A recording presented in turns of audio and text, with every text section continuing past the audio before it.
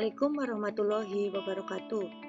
Pada kesempatan kali ini saya akan menjelaskan salah satu teori keperawatan yang terkenal, yaitu teori keperawatan self-care yang dikembangkan oleh Dorothy Orem. Sehingga teori ini terkenal dengan teori keperawatan self-care dari Orem. Dorothy Orem lahir di Baltimore dan lulusan dari Providence Hospital School of Nursing pada tahun 1930. Meraih gelar Bachelor of Nursing dalam bidang pendidikan keperawatan pada 1939. Mendapatkan gelar doktor kehormatan dari Georgetown University, Washington DC pada tahun 1979. Latar belakang atau asumsi.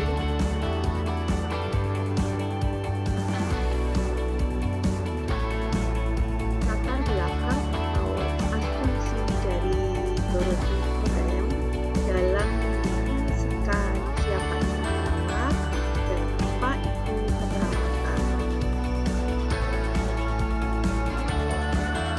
Sebagai konsultan di Divisi Pelayanan Kesehatan, Pendidikan dan Kesejahteraan, Orem mempertanyakan kondisi yang bagaimana ketika seseorang betul-betul membutuhkan asuhan keperawatan. Jadi, maksud dari teori keperawatan ini adalah akan mendefinisikan siapa atau apa itu perawat dan apakah itu ilmu keperawatan. Nah, kemudian jawaban dari Dorothy Orem menghasilkan ide bahwa perawat adalah another self. Hal ini akan berpengaruh terhadap konsep yang dikembangkan oleh Orem di kemudian hari, yaitu tentang self-care.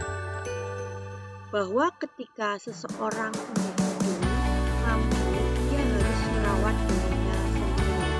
Jadi yang dimaksud individu yang sehat adalah individu yang harusnya mampu merawat dirinya sendiri. Sedangkan individu yang dianggap tidak mampu atau sakit, maka perlu perawat yang membantu untuk memenuhi kebutuhan sendiri.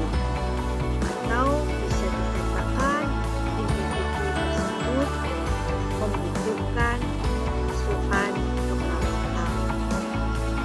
Dari sini dapat kita simpulkan bahwa menurut Dorothy Orem, seseorang yang butuh asuhan keperawatan adalah seseorang yang tidak mampu memenuhi kebutuhan dirinya sendiri, sehingga butuh bantuan perawat.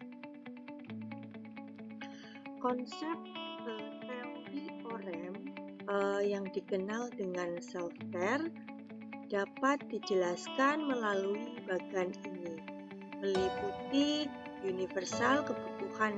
Menurut teori Orem, kebutuhan dasar dibagi menjadi 3, yaitu universal, kebutuhan development, dan kebutuhan health deviation.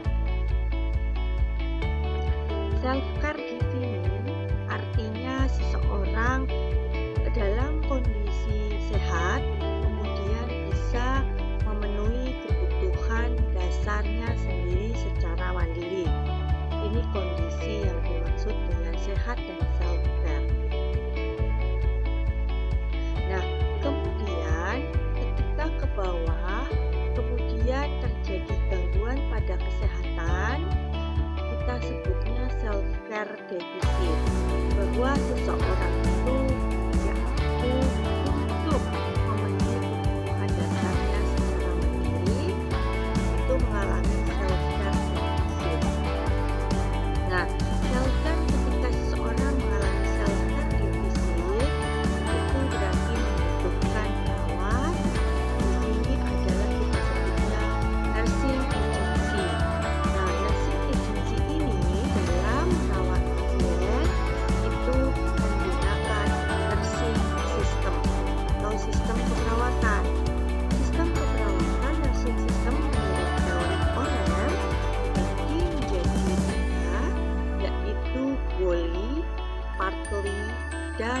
4D.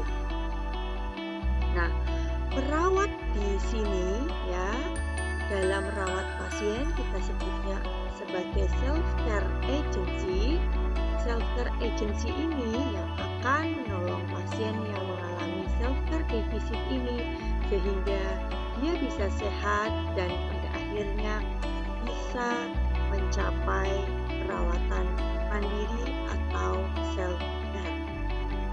Nah, selama memberikan perawatan, nursing agency ini ya juga memberikan therapeutic self-care unit. Jadi asuhan perawatan yang dasarnya adalah terapeutik atau kesehatan. Nah, kondisi atau pemberian asuhan perawatan oleh nursing agency ini itu juga dipengaruhi oleh berbagai macam faktor atau kita sebut dengan profesional faktor.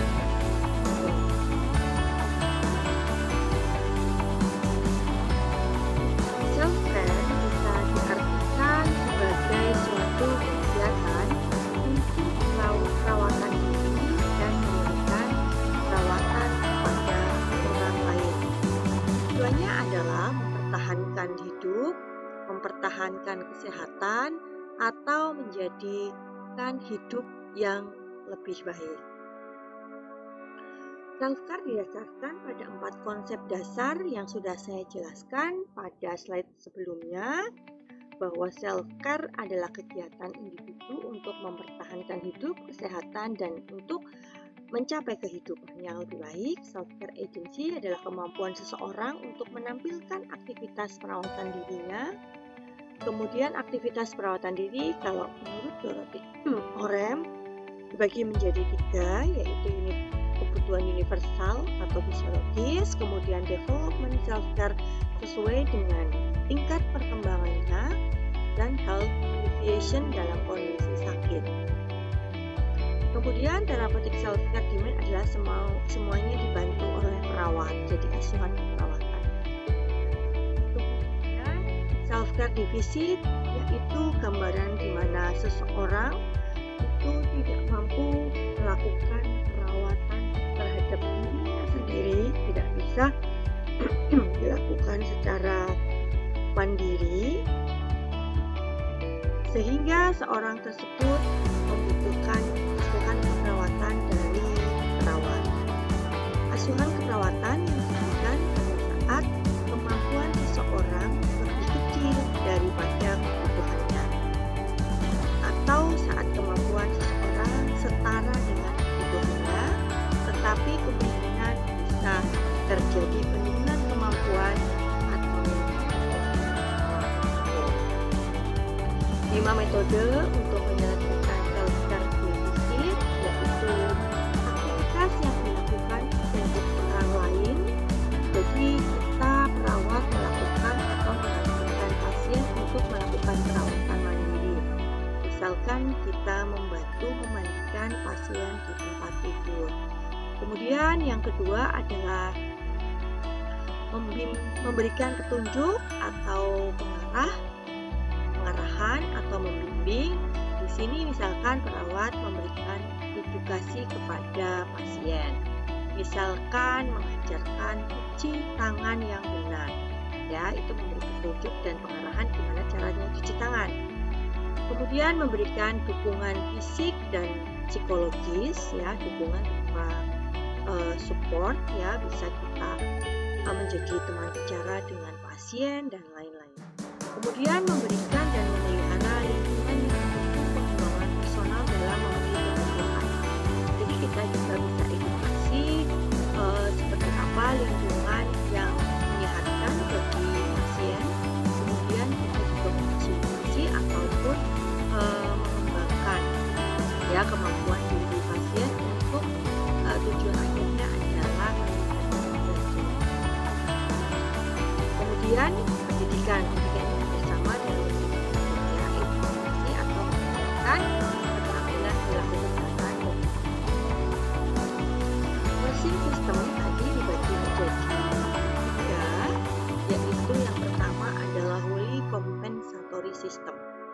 adalah situasi di mana klien tidak mampu melakukan self-care-nya secara mandiri sehingga perlu mendapatkan bantuan dari seorang perawat.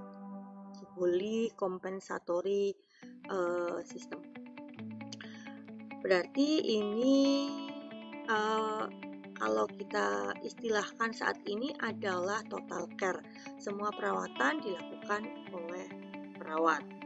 Ada 3 kondisi, yaitu yang pertama, pasien yang tidak dapat melakukan self-care secara mandiri, misalkan pasien tidak sadar atau koma. Jadi semuanya dilakukan oleh perawat, ya, memandikan, kemudian memberi makan, support oksigenasi dengan alat, ya, semuanya oleh perawat. Kemudian seseorang juga bisa dalam kondisi tidak dapat membuat keputusan, kemudian gangguan konsentrasi, ya kan? Kemudian dia dapat membuat keputusan, observasi atau pilihan tentang self-care, tetapi tidak dapat melakukan kalkulasi dan bisa karena dia misalkan sadar tapi mungkin dia ada paralisis atau kelumpuhan, ya, atau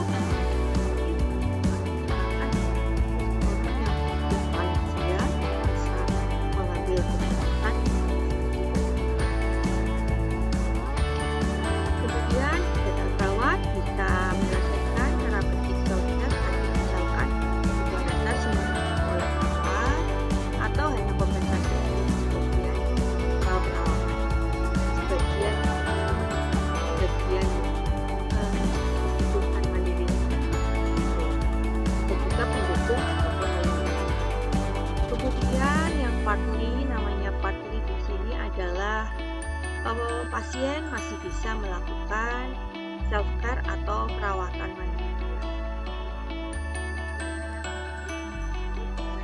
Perawat. Ya. Tindakan perawatnya apa? Menjalankan beberapa kegiatan self-care. Ya. Misalkan pasien masih bisa duduk, berbaring, miring kanan miring kiri, jadi dia bisa duduk untuk makan sendiri. Tetapi misalkan karena keterbatasan energi dia harus berada di tempat tidur terus, sehingga buang air besar, buang air kecil harus dibantu perawat. Juga termasuk dalam praktik tindakan perawatnya bisa menjalankan beberapa kegiatan atau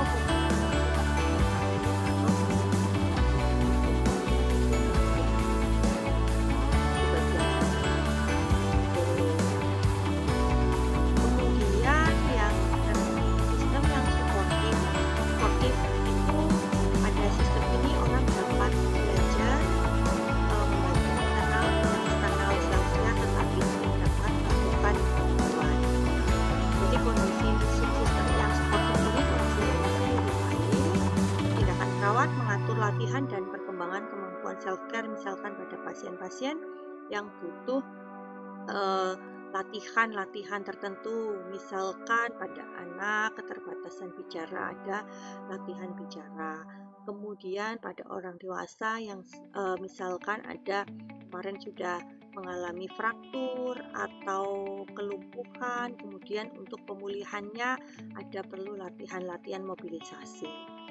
Jadi mengatur latihan sesuai dengan kemampuan atau sesuai dengan kebutuhannya, sehingga pada akhirnya pasien ini bisa mandiri. Nah, paradigma keperawatan ini sudah pernah kita diskusikan, ya, kalau dikaitkan dengan teori keperawatan self-care.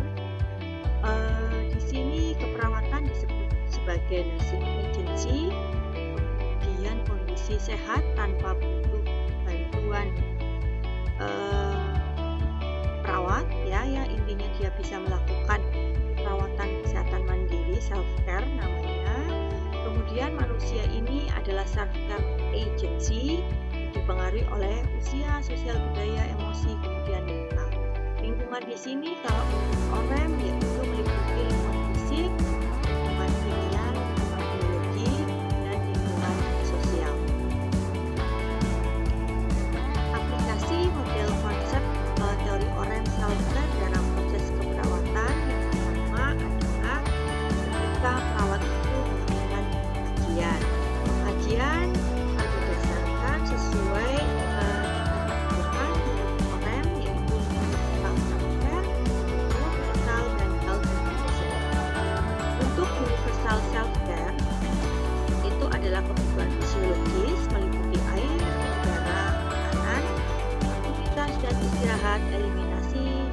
interaksi sosial, kesunyian, hambatan hidup dan kesejahteraan, peningkatan fungsi dan perkembangan manusia.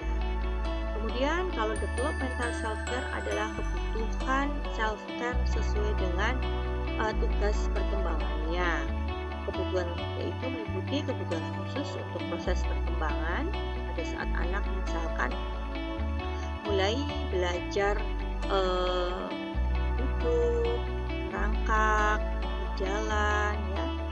Kemudian kebutuhan baru berkaitan dengan kondisi misalkan pasien yang mungkin dari cedera, sembuh dari cedera atau hemolisis kemudian jalan telat ya, kita self-care sesuai dengan kondisinya atau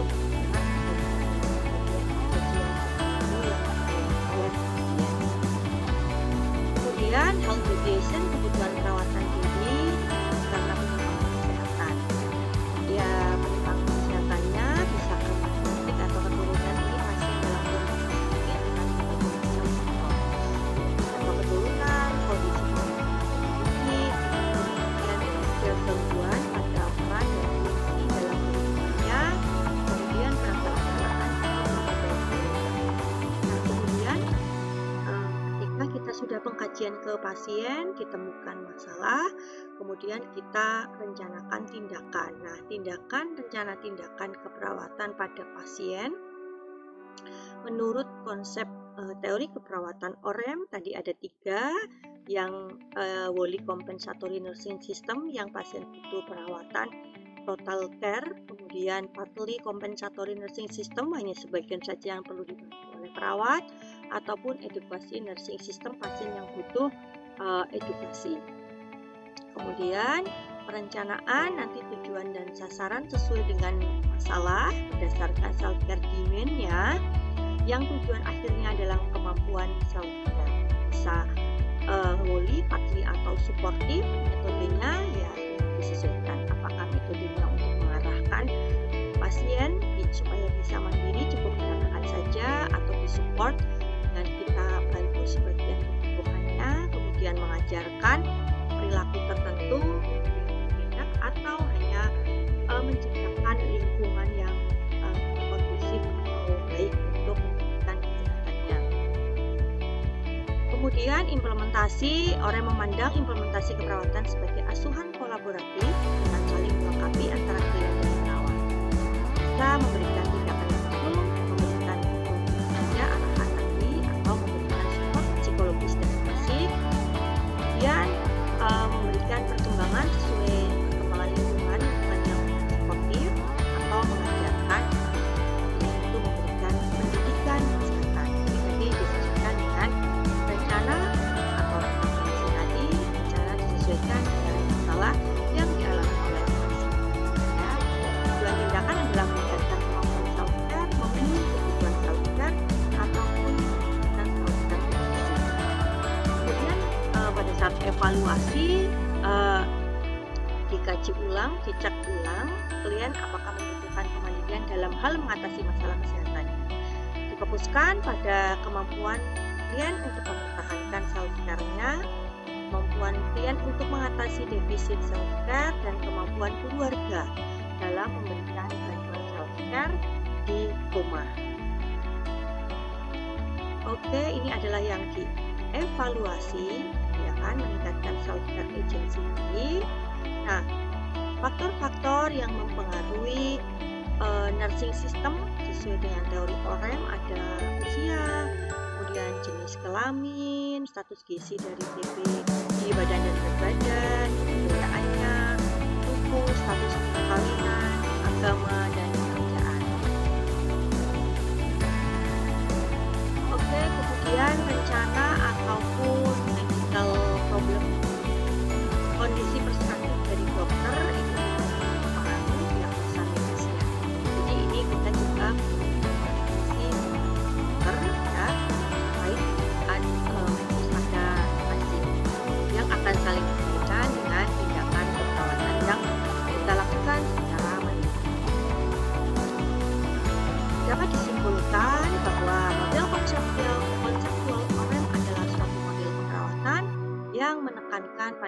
kemampuan mempertahankan kesehatan dan kesejahteraan. Self-care menurut Oren merupakan suatu perilaku yang dapat dipelajari. Self-care telah digunakan dalam konteks proses keperawatan untuk mengajarkan klien dalam memperbaiki kemampuan self-care-nya, mengevaluasi praktek keperawatan, dan untuk membedakan perawatan dari praktek medis. Demikian yang bisa saya sampaikan. Terima kasih. Wassalamualaikum warahmatullahi wabarakatuh.